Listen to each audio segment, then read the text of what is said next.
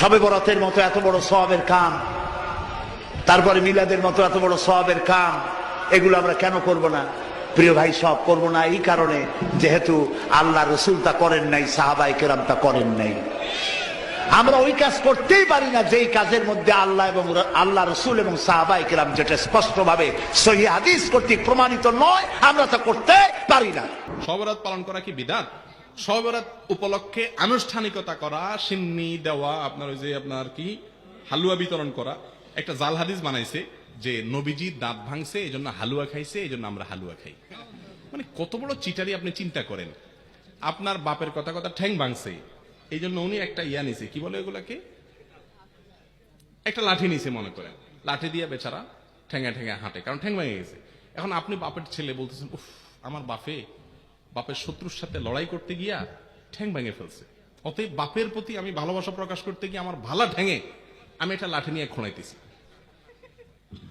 বাপে ওই লাঠিটা নিয়ে মাথা দিয়ে মারবে কি পারবে না, যে বেয়াদব তুই তো আমার ভেঙাইতেছিস, ঠিক না বে ঠিক?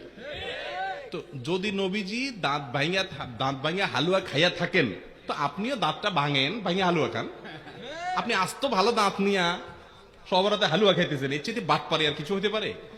আর উহুদের যুদ্ধ কি শাবান মাসে হয়েছে? আপনি এটা কোথায় পাইছেন? এগুলা সবগুলা হলো এই হালুয়া ঘুরির জন্য আপনার মাসালা বানাই নেওয়া আর কি। ভাইরা আমার, শবে বরাত কেন্দ্রিক রাত্রি জাগরণ, দিনে ইবাদত এবং আপনার আরো যত কাজ আছে, এগুলো কোনোটাই আসলে বিশুদ্ধ হাদিস দ্বারা প্রমাণিত। তবে হ্যাঁ, বিভিন্ন হাদিস থেকে এইটুকু বোঝা যায়, এই রাতে আল্লাহ রাব্বুল আলামিন হিংসুক এবং শিরকারী ছাড়া বাকিদেরকে আল্লাহ সাধারণ ক্ষমা ঘোষণা করেন। কথা কি বুঝতে পারছি? আর যেহেতু শাবান মাস নফল রোজা মাস, অন্য দিনের মতো ওই দিন রোজা রাখতে পারেন, কিন্তু শবে বরাত উপলক্ষে স্পেশাল রোজা, এটাও বিশুদ্ধ হাদিস দ্বারা প্রমাণিত না। শবে বরাতের তিনটে বিষয় বোঝেন। একটা হলো শবে বরাতের রাত্রিতে, অর্থাৎ আবারও বলছি, শবে বরাত বলছি, আপনারা রাগ করেন না, নিসফে শাবানের রাত্রিতে, মধ্য শাবানের রাত্রিতে আল্লাহ তাআলা বান্দাদের গুনাহ মাফ করেন, এটা সহিহ হাদিস। ইন্নাল্লাহা লা ইয়াত্তালিউ ফি লাইলাতিন নিসফি মিন শাবান ইলা ইবাদি ফায়াগফিরু লিজামিই খালকিহি ইল্লা লিমুশরিকিন আও মুশাহিন। আল্লাহ তাআলা মধ্য শাবানের রাত্রিতে তার বান্দাদের দিকে দৃষ্টিপাত করেন।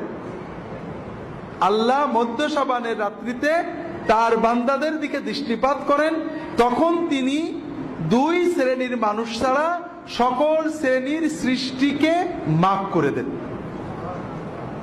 যাদের ভিতরে শিরক আছে এবং যাদের ভিতরে হিংসা আছে, এই হিংসা এবং শিরক যাদের আছে তাদের ছাড়া বাকি সকল মানুষকে আল্লাহ মাফ করে দেন।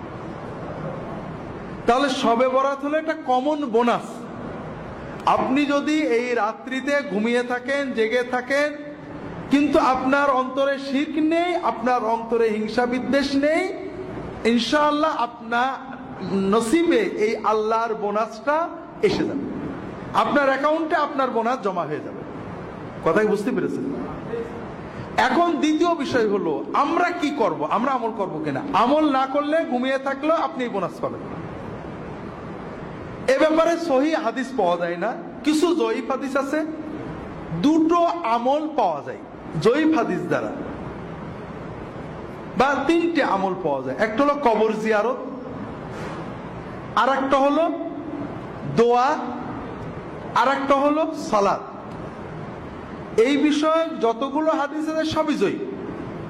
তবে যেহেতু এই রাত্রের ফজিলত সহি, এই রাত্রে কেউ যদি অন্যান্য রাতেও তাহাজ্জুদ পড়ে, এই রাত্রে একটু কিছু বেশি পড়েছে, অন্যান্য রাত্রেও দোয়া করে, এই রাত্রে বেশি করেছে, এটা অনেক আলেমই মুস্তাহাব, জায়েজ, বৈধ, সুন্নতের ভিতরে থাকবে বলে মত প্রকাশ করেছেন। আমরাও মনে করি যদি কেউ ব্যক্তিগতভাবে এই রাত্রিতে দোয়া করেন, এই রাত্রিতে আল্লাহর কাছে দোয়া করেন বা সাধারণ তাহাজ্জুদ পড়েন, কিয়ামুল লাইল করেন, এটা নাজায়েজ হবে না, ইনশাআল্লাহ বিদআত হবে না।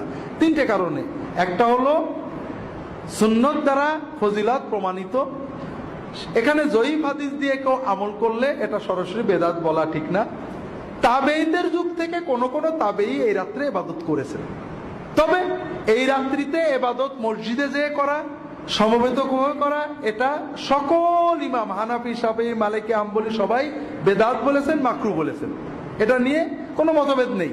এই রাত্রি ইবাদতের জন্য মসজিদে যাওয়া, দলবদ্ধ হওয়া, সুন্নত এবাদতও দলবদ্ধ হয়ে করা এটা বেদাত বলা হয়েছে এবং মাকরু বলা হয়েছে। হানাফি ফিকহের সব কিতাবই পাবে।